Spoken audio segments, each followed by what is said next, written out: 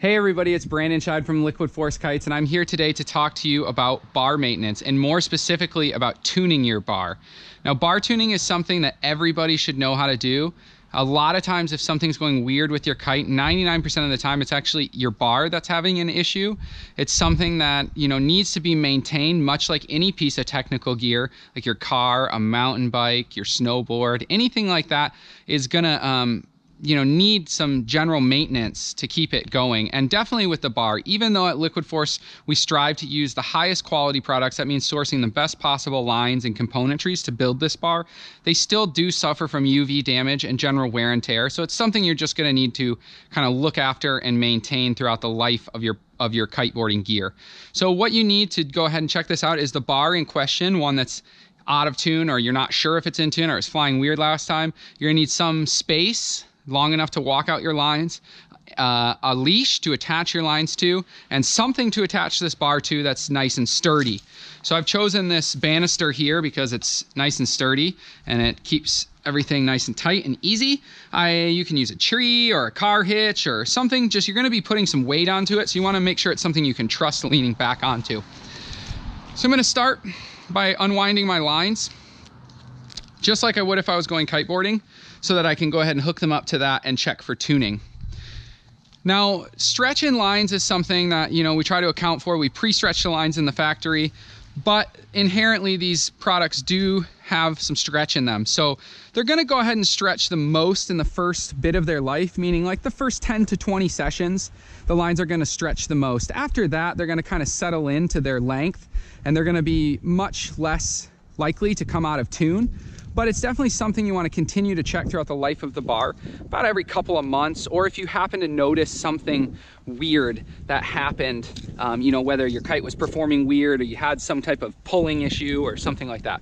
So we're going to go ahead and set the bar down, red on the left, just like if we were setting up. We're going to walk our lines out and get all the twists out of it. That way we don't have any false positives, meaning like the twists don't make it look like the lines are in tune or out of tune. Especially in the center lines, it can cause some issues. So just go ahead and walk out all your twists. I obviously did a few too many back rolls on my last session, so I've got some line twists to get out. Now you're gonna wanna get them so that they're in order, meaning outside, inside, inside, outside, without any twists in them. So I wanna get my two left ones and my two right ones in order, and I'm gonna come up here to my leash, and I'm gonna go ahead and hook them on in that order. So outside left, inside right, outside right.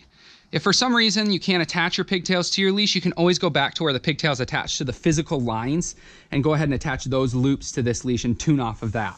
But in our case, we can just hook them all up.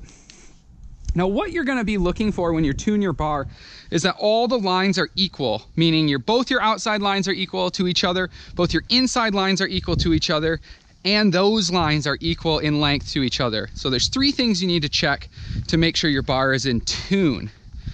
So go ahead and get back to your bar, pick your bar up, pull it tight against your point, and go ahead and depower your kite all the way up, meaning let out your depower strap and pull your bar all the way in against your chicken loop. That way you can see what the exact length of the line is.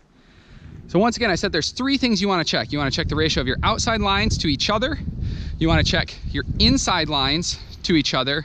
And then you want to check the two lines next to each other. So first thing I'm going to check is my outside lines. And without the length on here, I can go ahead and see that they're about the same length. You can see they sag at the same time. And if I look down here at my bar, I have a nice square 90-degree angle with my outside lines, and it's perpendicular to my chicken loop. If it was out of tune, it would look a little crooked. I'm exaggerating it, it may be less than this, but that would make your kite steer to one way or the other. So if your kite is pulling to the right or to the left, it could be that these outside lines are not quite in tune to each other. So those are looking good left to right. Next thing I want to check is my center lines. Once again, I want to make sure that left to right, these lines are the same length.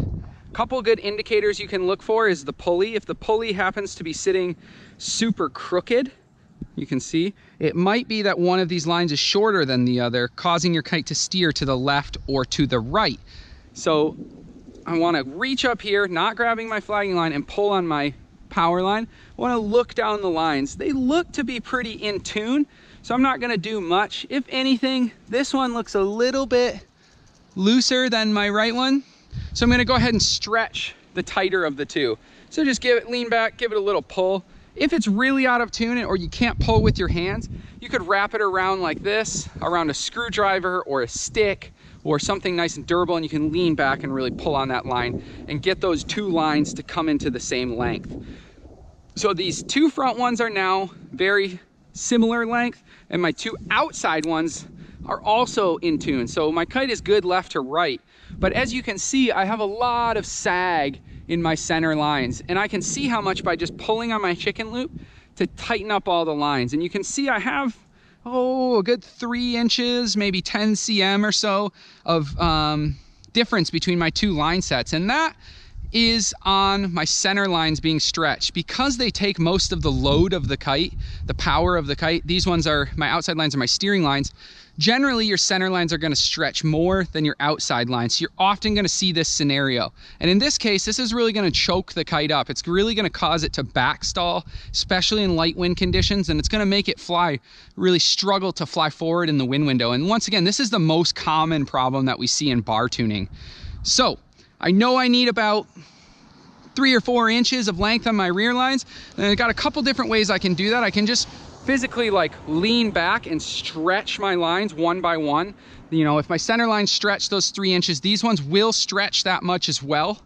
And that can help get my bar into tune. But luckily with the MC bar, we have an easier solution. I just go ahead and slide up this EVA bar end, and you can see we have a lark's head and some knots down here. Now it should come from the factory on the tightest setting, meaning giving your rear lines the shortest possible setting. And that's because, once again, your center lines usually stretch more than your outside lines. So I want to go ahead and take that line, undo my lark's head, and just move it to the longest setting, meaning the farthest knot down. And that's going to make my rear line as long as possible and help accommodate for some of that center line stretch. So I'm going to do the same thing on the other side. I'm going to pull my EVA up. I'm going to come over here to my lark's head. I'm going to open my lark's head, and I'm just going to move it to the longest possible spot. Now before I slide my EVA back down, I want to go ahead and make sure that my bar is in fact in tune.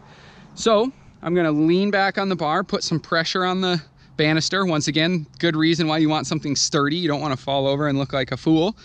And I can see now that my center lines are actually a bit shorter than my outside lines. So that's actually works in my benefit, because as my bar stretches a little bit more, I can probably assume that it's going to be my center lines that are going to stretch, and that's going to put it right back into tune.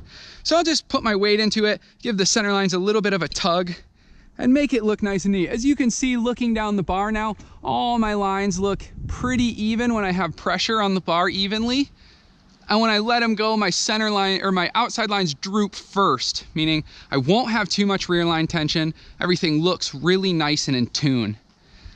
So now that I feel happy with that, I can go ahead and slide my EVA back down over my knots, and my bar is good to go. So that's a perfectly in tune bar back to its factory setting, and that's going to keep your kite flying really smooth and really stable and perform really well through the air. Like I said, most of the time that your kite is performing weirdly, it's because your bar is actually out of tune.